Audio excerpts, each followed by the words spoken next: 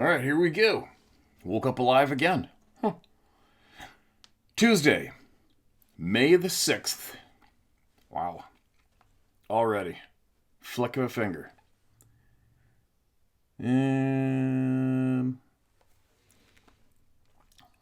Got a lot coming in again, as usual. Lots. The big boss is home. Went to the airport yesterday and picked her up. She's back. She was, her brother and sister-in-law went on holiday. Just the two of them, so she had to, she'd have to, but she loves to. She went and babysat the three little tyrants, Chippy included, and it's chaos. Quick note, she was telling me that when she dropped them off at daycare, this is in Edmonton, Alberta, Canada. When she dropped them off at daycare, there's a sign on the door that says, no pork. Really? That's how the kids are being raised in Canada now. From a young age. You're not allowed to have pork on the premises, in the property, in your lunch. Or what? You get your hand chopped off or something? What are you going to do, right? Holy shit. I'll bite my lip. For now. Did enough babbling this week. Anyway. Here we go. What do we have? I think we have a lot of screenshot comments. Got a lot of all sorts of things in here. Hold on a second. What do we got? All right, this is from yesterday, I think. Let's get into it. Quick sighting, Hancock County, Illinois. Illinois. I live in the country and worked second shift for most of my career, so I did lots of night driving. About 6 years ago, I was coming home close to midnight and turned off of a U.S. highway onto a 2-lane county road. I was about 6 miles from my home at this point, and as I turned the corner, I saw 2 yellow eyes on the opposite shoulder. I was about a quarter of a mile away and figured it was a critter eating some roadkill. As I turned the corner and started to accelerate, I saw both eyes like it was facing me. It moved off the road into the trees on my left. The eyes were much bigger than a deer's would be off the ground, and the eye shine of both eyes never bounded like a deer. It had stepped from the shoulder over a greater ditch and into the trees, staying perfectly level and smooth. The two things that made it stand out to me was the speed that the eyes moved and the fact that they both stayed on me the entire 10 to 15 seconds. I could see both the entire time, like its head was facing me, south, as it moved lightning fast into the brush and trees west. It wasn't looking where it was going. It covered 100 yards in seconds, and it never bobbed up and down, even going over the ditch. If it had been a deer, I would only see one eye as it ran away, and it wouldn't have been smooth like that.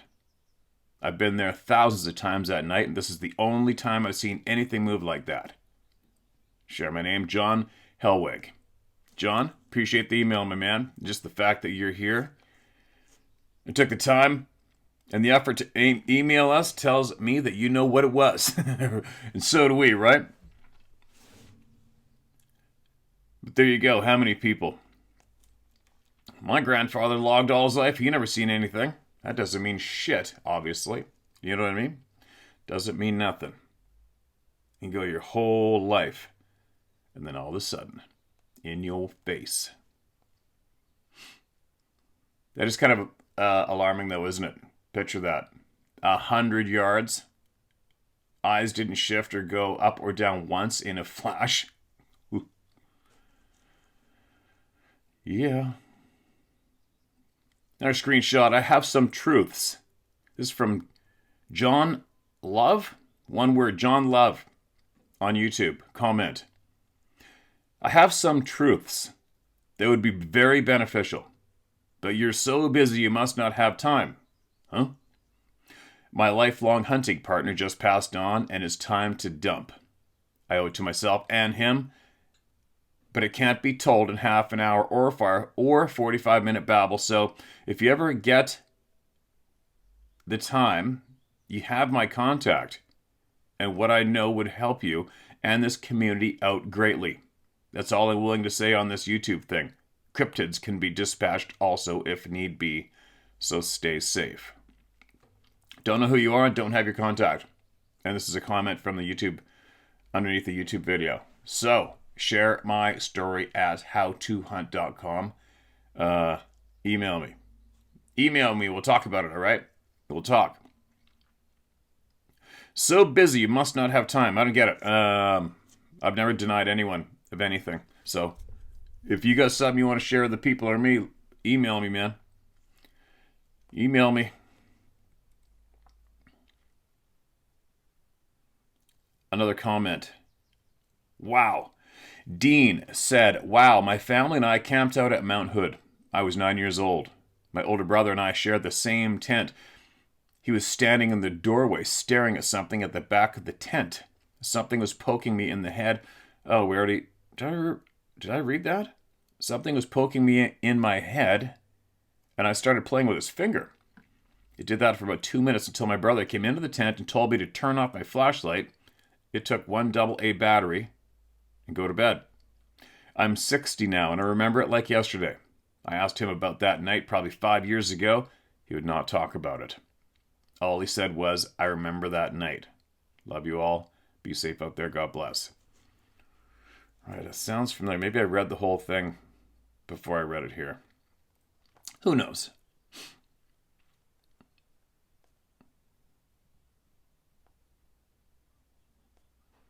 PMET25 on YouTube said, what I saw in the woods of southwest Ohio 40 years, I'm guessing 40 years ago, still bothers me to this day. I kept it to myself for over 30 years because I couldn't explain to people in words what I experienced. Now, I often share with my wife my experience because it's therapeutic for me to talk to someone about it. Since that evening 40 years ago, I've never experienced the same primal fear I felt that summer evening.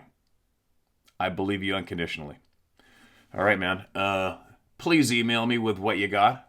All right? If you think it is therapeutic to talk to your wife about it, I'll guarantee you it's going to do you good to email me about it. Email us, all right? And I don't have to share your name or location. But please, if you've been here any amount of time, this goes for a lot of people out there. How many people have come here with confidence and not been betrayed? Tens of thousands, right? And so far, we're batting at 100% for people saying they were relieved and it helped them to share their experience openly here. All right? Just so you know. Just so you know, you found a safe place for reals. And I hope you email us. Hold on a second. So many people out there harboring their secrets, isn't there? Still today. Amazing. Here's another one. Albert-FO6IK. I think YouTube puts the letters and numbers beside your handles, I think. Not when you go onto YouTube yourself.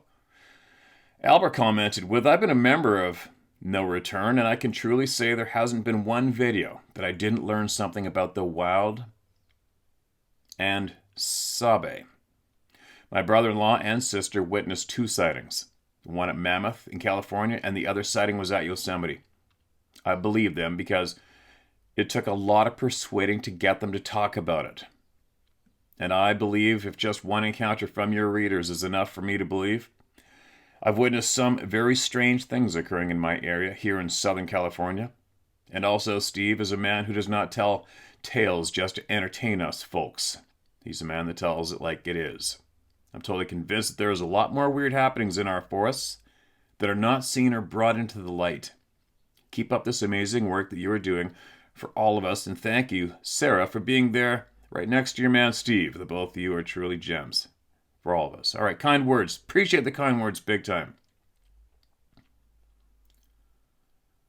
My brother-in-law and sister witnessed 2 sightings. Get them to email us.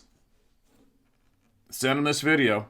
Let them know they're not alone, all right? At least let them know they're not alone.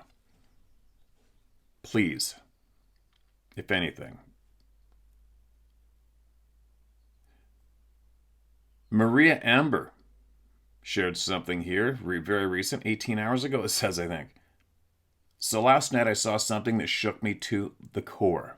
My heart dropped. I'm traumatized. I can't sleep. I get so scared. Hold on, I almost screwed it up here. Anyways, I went to go smoke at 5 a.m. It was nice and quiet. Halfway through my smoke, I heard dogs barking like crazy next door. By late Nora Dan's place. Nora Dan, is this in Mount Currie? Hold on a minute. Then I heard branches breaking and someone or something running to the little swamp in front of my house. And those dogs were following and barking like crazy. My 2 dogs ran out in the porch and started barking like crazy too. It ran to the bush between my place and the old trailer up the hill. I heard it running through so fast while the dogs are chasing it. It sounded so big because the branches were making loud noises and branches breaking, and it was so fast. The dogs were still barking and chasing it. Then I heard one dog crying like it got hurt. Just crying so loud in pain as if that thing or someone hit the dog. That happened right across from my place by the big white tank. Then it went towards down the bank by the ice. Then it ran around the bush again. Then it sounded like it was coming towards my place, and that's when I saw it, whatever it was. It ran between my dad's little trailer RV and my gray truck, and I saw it in front of the RV running by, and it looked right at me. It was so tall and skinny. It had a black body, white head/face, and it was running so fast on 2 legs, not 4. It couldn't have been a human or animal. I saw its 2 legs. I could hear its footsteps while it ran. The dogs were still chasing it. It went to the bush between me and the trailer, then went around my home. It ran toward the bush behind Ruth Ellen's.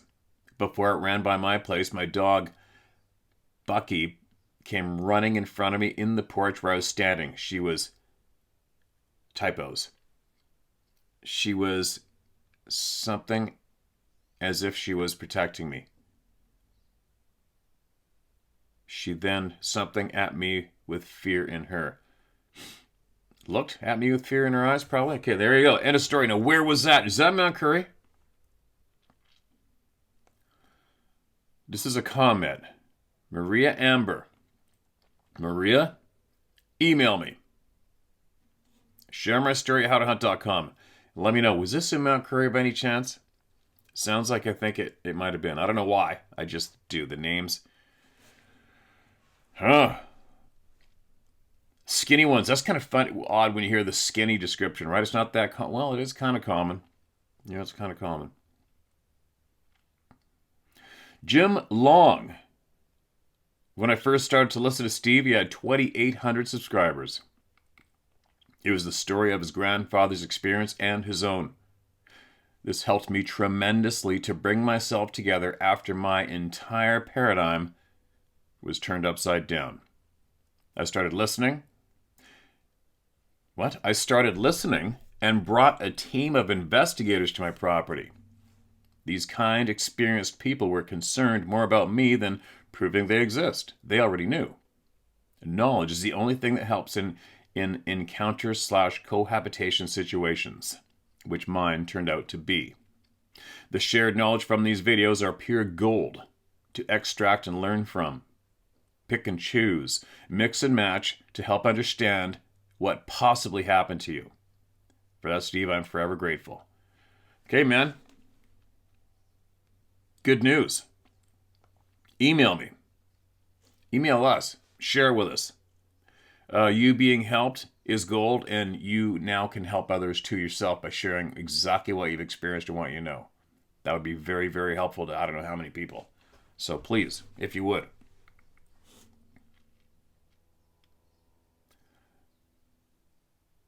Uncle John Boulet, one word from YouTube. Okay, I'll tell my story now. A couple of years ago, I stopped at a local farm where I have permission to walk the creek and look for old bottles and arrowheads, etc. I'm retired military, seen some strange things in my time. Excuse me. Both in and out. I mention this because that sixth sense, that feeling that tells you, hey, that's an ambush, or you need to run now, is pretty strong in me. I walked to the edge of the bank to go down into the stream bed and noticed a bunch of deer hair. I thought, someone got one here. Once down on the stream bed bottom, I saw a deer hide in the roots of a tree in the water. Going over, I was puzzled because it was torn. Not cut, torn or peeled off. I was still trying to rationalize all of it when I found the first leg and hoof, then another, then two more. And these weren't cut, like a man would do. These had been snapped off like twigs. And this hadn't been a small whitetail. The birds and animal noises were still around, so I pulled my 9mm and walked upstream a bit more on guard. And that's when I found the track. And it was big. About 15 or 16 inches or so, but not a typical Bobbie type print. I had not a clue what made it. I did move my ass out of there at that point. All right, that's when I found the track, 15, 16 inches, not typical Bobbie type print. What did it look like? Tell us a description. Just for curiosity's sakes, for knowledge for all of us, what did it look like? And also, I'm curious, was there any meat left on the carcass? And if so, was it being touched by other wildlife?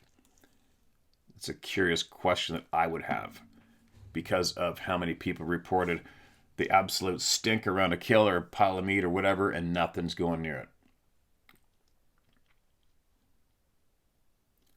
Email, fresh off the press. Shock and awe, then fear. I won't share the name yet. We'll see if he shares it throughout or at the end. My encounter was in 1978, and I'm now 68. I was in a rowboat about 40 to 50 feet from shore. It was summer, early morning, mist on the pond, but not a heavy mist. I heard water spilling like someone was drinking and spilling some of it. I was looking at an overgrown beach with huge boulders to the right, or so I thought, until one of the larger boulders stood up. That was the shock and awe part because I then knew what I was looking at. It stood up about 7 to 8 feet tall and it didn't make any sounds. It started to walk toward the wood line, turned to look at me, and at that time I noticed a very young one clung to its chest like monkeys do. It then proceeded to walk into the woods. I heard no sound after it entered the tree line, and then the fear kicked in. I have a loss of time from the moment that I realized what I had witnessed until I got home several hours later. Why does that keep happening? Is a question I have. This happened at Schwarzwood, Schwarzwood, Schwarzwood Lake, northern New Jersey, near the Pennsylvania line. Monster black bears there. I've been watching your channel every day since I found it, and could only afford the minimum $2.99 to join. You don't have to join to watch it. That's only if you want to help donate to feed hungry kids. This is the most informative place to explain my story, and there's more to it, and I can share it at another time.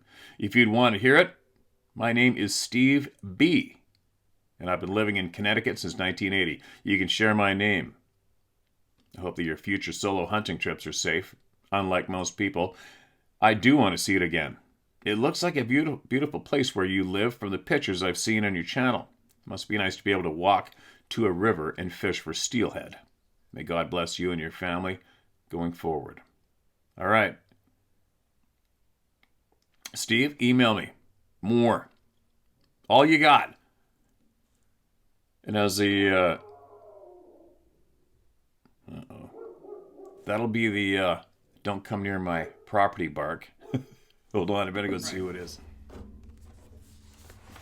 Back to while I like when I'm in here, we get to hear from the late great Bobbie Short as well when we can, and listen to the title of this entry: Honeymooners, wife abducted, never found. Here we go. There is a shocking, believe it or not, story that came from a well-known author of 6 popular bear attack books up in Anchorage, Alaska. Teacher, wildlife author Larry Canute. Canute. K-A-N-I-U-T. Canute? It was a secondhand story about a honeymooning couple near Nome, Alaska, whose bush plane ended up grounded by dangerous weather deep in the Alaskan wilderness on an unnamed lake. In the course of making camp for the night, it was thought that the young bride wandered off to gather firewood and was abducted by what the witness perceived as a large Sasquatch. Apparently, the young bride called out. The groom gave chase but couldn't catch up. He returned to the tied-up Cessna 180 to quickly retrieve his rifle and continue the hunt, but the trail was lost, probably due to the foul weather that grounded them initially. Canute was unable to verify that story for research, but it bears notice since Alaska law enforcement in Nome was allegedly involved in the search for the abducted woman. No sign of her ever found. Ugh. You know what? I'd be lying if I didn't picture that happening sometimes, like when I got Sarah with me in the woods. Oops, sorry. I don't let her go, she's gotta go pee. She's going to be doing that fairly close to me, as in feet. I'll put my back to her, but I don't let her go out of my sight. I just don't. And I always try to look ahead. When I'm doing anything, fishing by myself or hunting by myself, road tripping, I'm always trying to look ahead. And I always tell myself, okay, you haven't screwed up yet. How can you? Or, all right, you haven't fallen off that cliff, or you haven't hurt yourself. You haven't screwed up yet. Slow down, think about how you can screw up, or how something can happen and you wish it didn't. I'm always thinking that way when I'm doing my shit, right? So far, I'm still here, and I do the same when I have Sarah in the woods with me. Anybody, really. It's better to go about that way, because you know what? I'll tell you what. All you men out there, if you had your child, your girlfriend, your wife with you, somebody else's kids with you, and something, I'm not saying this is what's going on, but it's a what if, it's a potential, something that fast and powerful snatches somebody from you, what are you going to do now? Especially here in British Columbia in these mountains. What are you going to go run after him? No, you're not. You going to go find him now? Nope. Right? So, cover your ass. Just in case. Always cover your ass.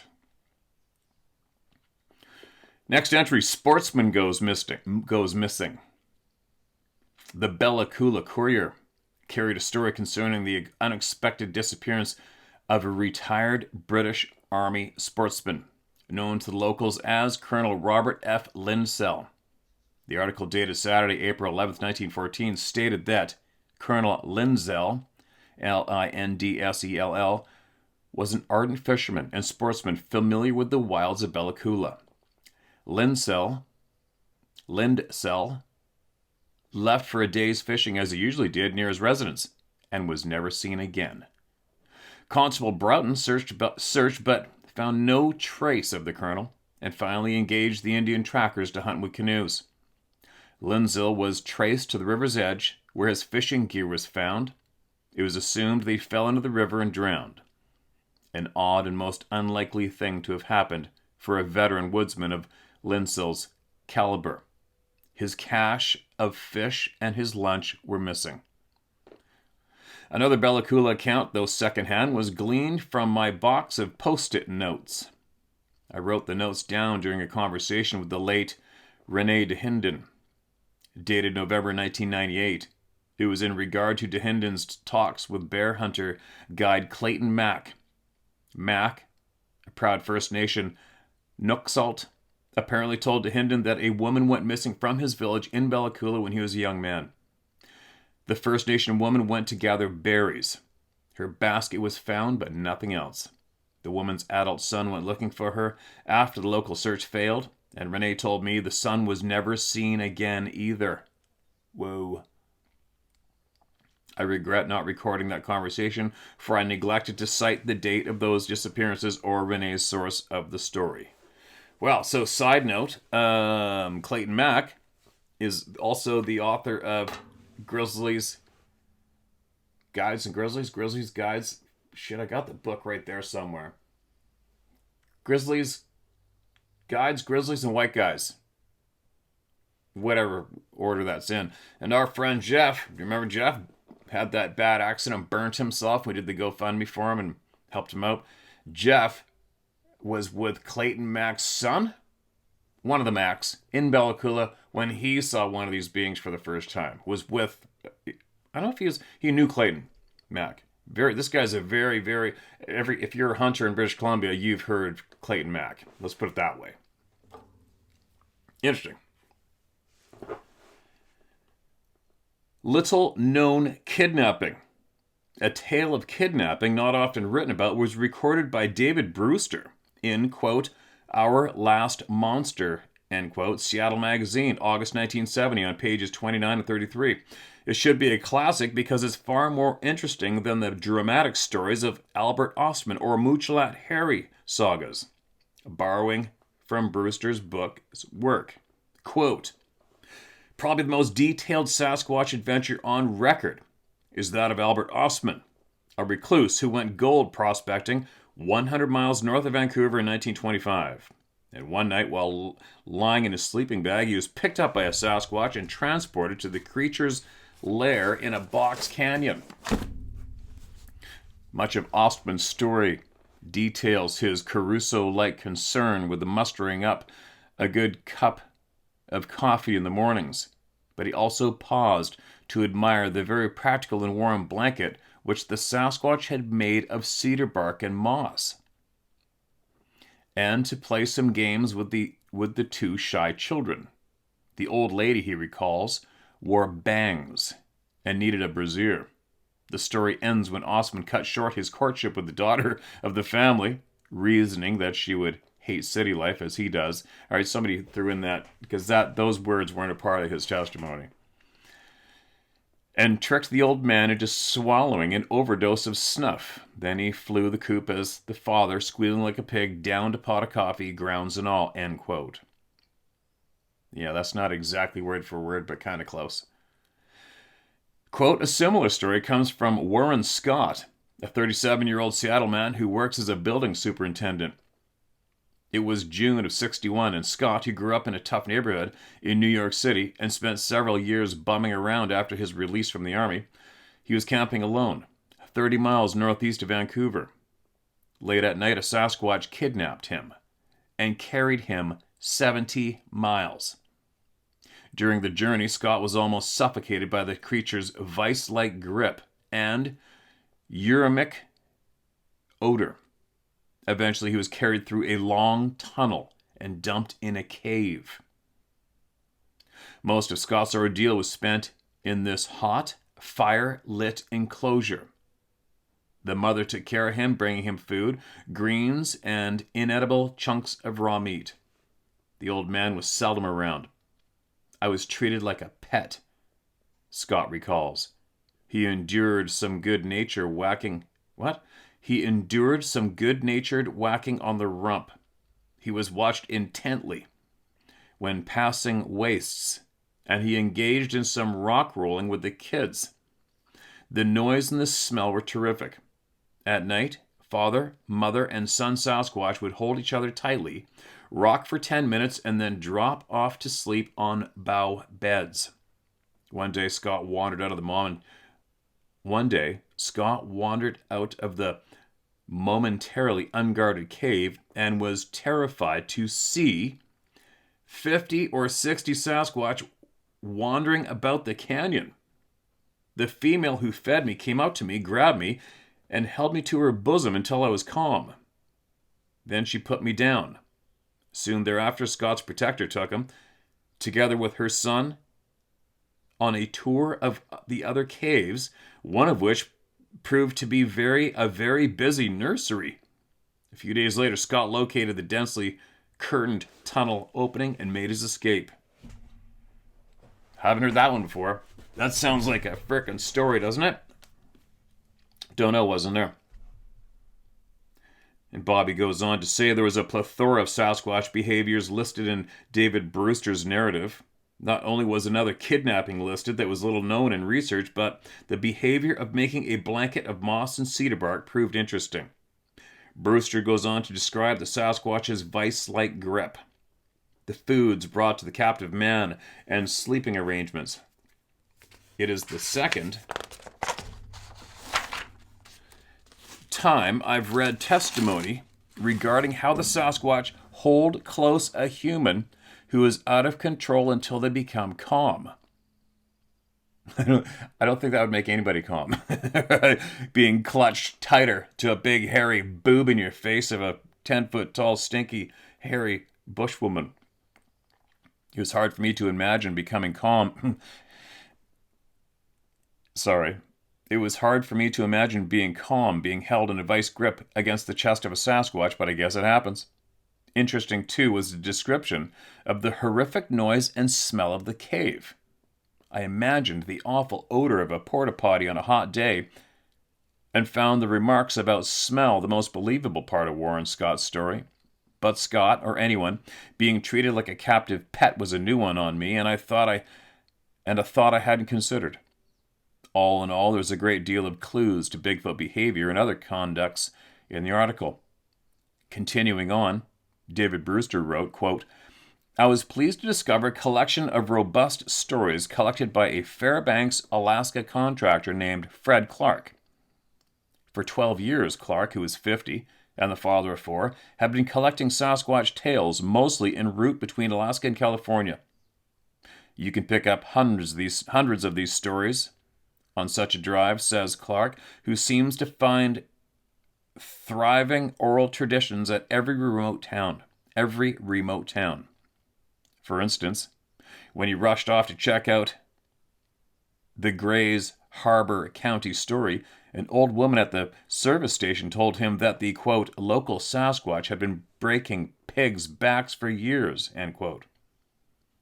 Another woman topped that story with one about the day her husband, while he was out cutting wooden shakes, he was slammed into the mud by a Sasquatch. Cutting wooden shakes, that's making cedar roofing shingles. You get the blocks and you split them, cut them in shake blocks, or shakes. Just so you know, for those who don't. It's fair to say that no one never knows the mindset of the Sasquatch on any given day. It's wise to not test them because brute force and survival skills are all they seem to know. They cannot read your intent. Clark's stories about the Sasquatch portray them as a sort of a gypsy, as well they might be, but I think once they find a safe place to live and raise their family, they stick to that one region. One Indian name for the hair-covered giant, according to Clark, was the Wanderer, one who loves to take long walks. When they visit one another, the main activity of the men is combing each other's long hair, which falls to the shoulders and is colored black, brown, shades of red, camel, or off-white. Huh. Interesting. Odd. Me on the,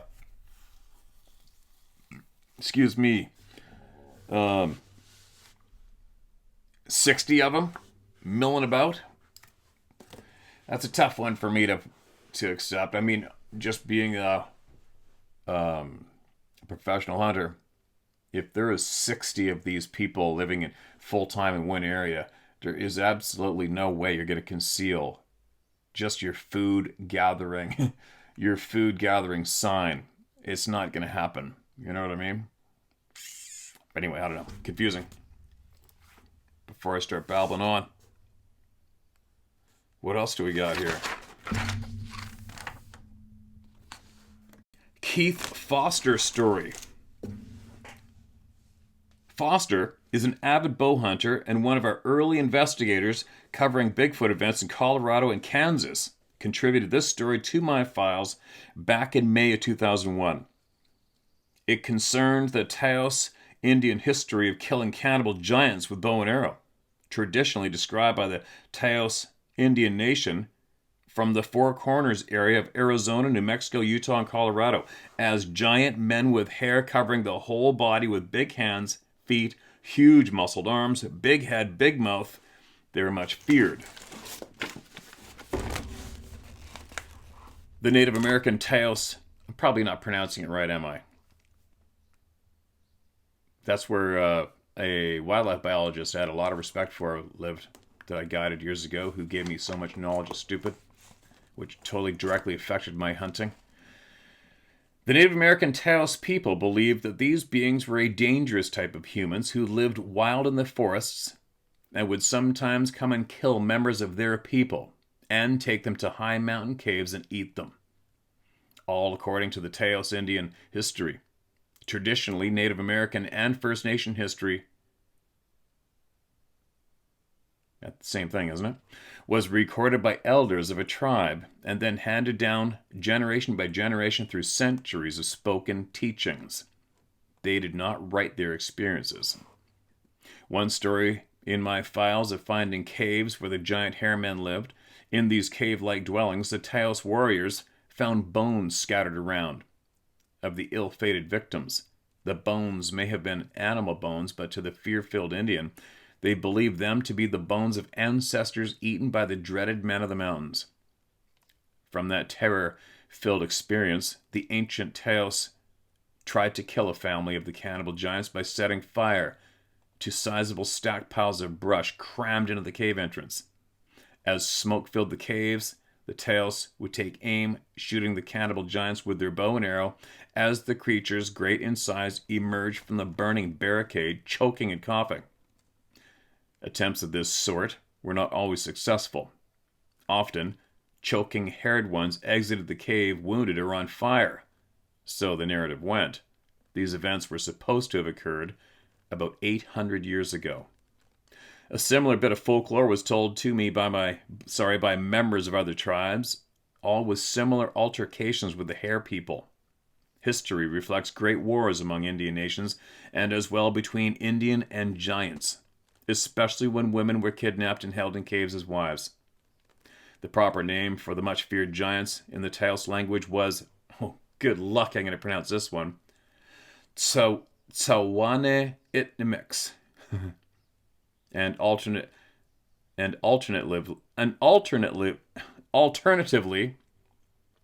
by the kidnapped women, Tsomu Lamux and Tsikatinus. The English interpretation of these names is unknown. No doubt. Oh, okay, I'm going to read this one more. This entry title is, it's an attention grabber. Not this entry, but the next one below it. Old story, wounded Bigfoot. A Vermont hunter circa 1879 described a Bigfoot-like being as a 5-foot tall creature. It resembled a man in physical appearance, but was covered all over, with bright red hair and had a long, straggly beard with wild-looking eyes. The Vermont hunter mistook the wild man for a bear and fired on the creature, believing strongly that he wounded it. The thing responded with fierce cries of pain and rage, and then it turned on the hunting party, driving them away in terror. The party lost their guns and ammunition, and dared not return for fear of encountering the strange being again. Okay, and here's the next entry. Listen to this title: Ape Suit Hoaxer Shot to Death. Oh. Here we go. Let the punishment fit the crime, right? Let's read this one, and then I gotta get moving, I think. Oops, hold on. Uh-oh, what did I just do there? 2 pages over, sorry. People in research kept saying that one day With all the photo hoaxing going on in the woods, someone would get hurt. But kids kept foolishly parading around in an ape suit, even during hunting season. I uncovered this news item in August 2004 and published it in the Bigfoot newsletter online that year. The newspaper article was posted in the news group section by a reader from Detroit, Michigan. Headline: Hunters kill Bigfoot, then learn it's a guy in a gorilla suit. Uh-oh. Here we go. Clarion, Clarion, Pennsylvania. Hunters, Fred and Gerald Dormer, whooped it up after shooting a huge hairy monster they thought it was a Bigfoot. But the good old boys' joy turned to despair when they discovered they'd gunned down a man who dressed in a gorilla suit to pull off an elaborate Bigfoot hoax. Uh-oh. A medical examiner said Patrick Surgan, 32, of Clarion, died of a single shot to the chest from a .30-06 rifle. Cops have charged the Dormers? Oh, typo. First, last name was spelled Dormer, and now it's spelled Doemers. Second cousins, who lived near Philadelphia, were deer hunting out of season. They are investigating to determine whether homicide charges will be filed against Gerald Dormer, who fired the fatal shot. Quote, obviously there was negligence on someone's part, and a man is dead because of it, said one law enforcement officer, but we can't say where the fault lies until all parties have been heard from. Probably not going to hear from the hoaxer. The hunters told investigators they'd been prowling the woods west of here most of the day on May 6th without catching sight of a deer before spotting what they thought was Bigfoot through the trees about 40 yards in front of them. 40 yards is like a rock throw, right? What we saw looked like a gorilla. But this is Pennsylvania, not Africa, so we figured it had to be a Bigfoot, said Gerald, a 42-year-old mechanic. Quote, when it turned like it was coming toward us, we panicked. I had a clear shot, and Fred yelled, shoot the damn thing, so I shot. It let out a scream that sounded more human than animal and went down hard. And suddenly, these two guys with video cameras came running out of the woods screaming, oh no, you killed him. Efforts to revive Surgan proved futile, and he was later pronounced dead at a hospital. The witnesses, whom police have refused to identify, told investigators they were shooting scenes of Surgan in the gorilla suit in hopes of selling them to a TV station as shots of the elusive Bigfoot. Quote, they said they thought it would be the most realistic Bigfoot hoax ever, an officer said. In this case, I guess the getup was a little too realistic. Whoops. A very tragic ending for everyone. Then in August of 2012, the Montana Blaze newspaper published another tragic story. This time, a man in a ghillie suit, posing as a Bigfoot, was struck and killed by cars on a freeway. The article read, Kalispell, Montana. A man dressed in a military-style ghillie suit and apparently trying to provoke reports of Bigfoot sightings in northwest Montana was struck by two cars and killed, authorities said. The man was standing in the right-hand lane of U.S. Highway 93 south of Kalispell on Sunday night when he was hit by the first car. According to the Montana Highway Patrol, a second car hit the man as he lay in the roadway, authorities said. It is reported the man was well into the right lane in the way of the oncoming traffic. Flathead County officials identified the man as Randy Lee Tenley, 44, of Kalispell. Trooper John Schneider said motives were ascertained during the interviews with friends and alcohol may have been a factor, but investigators were waiting tests. Quote, he was trying to make people think he was a Sasquatch so people would call in a Sasquatch sighting. Schneider told the Daily Interlake on Monday, you can't make it up. I haven't seen or heard of anything like this before. Obviously his suit made it difficult for people to see him. Ghillie suits are a type of full-body clothing made to resemble heavy foliage and used to camouflage military snipers. Schneider described the suit as a commercial pre-made version. He probably would not have been very easy to see at all. Schneider told KECI-TV. There you go. It's a little risky to dress up as a hairy ape-like being or whatever you want. It's risky to put on anything that looks like fur and run around the woods, especially during hunting season, right? And even if it's not hunting season, it might be poaching season, which never closes. Right now would be a real bad time to do it. Spring bear season's in full gear right now. Everybody's out there looking for that black or brown fur, looking for a bear to harvest for their table fare. And no, I'm not bear hunting this year. I can't justify it right now, so I'm passing this year. I shot a monster last year, year before, I shot a frickin' Godzilla bear with my bow, and we have enough food in the freezer, so there you go. I'm good right now. But I might go out looking for bears anyways, just to do some how-to videos for the other YouTube channel and show people how I would do it and some of the tips that I use to find the elusive, mature black bear. At least it's fun. I can hunt with the camera, right? And still do other things. And that's it for emails, by the way, you guys. And then another thing, like I said, I think I mentioned yesterday, I'm going to take the Guard Pro cameras that I have, and I think tomorrow, maybe, I'm going to start to place them. I've got 1, 2, 3, 4 spots, or 3 different. And I am going to find an elusive, monster-sized bull elk. And it starts now. Was when I went fishing the other day. I think I mentioned I saw an elk, but there's this one particular area where I've seen a little bit of elk sign for years. Never seen an elk passing through there. And then I finally caught him. I knew there had to be a bull around there. I always thought about it. I wanted to walk a river into the big timber and walk the river and find the most well-used trail and throw a camera on it. Try to figure out where possibly I'm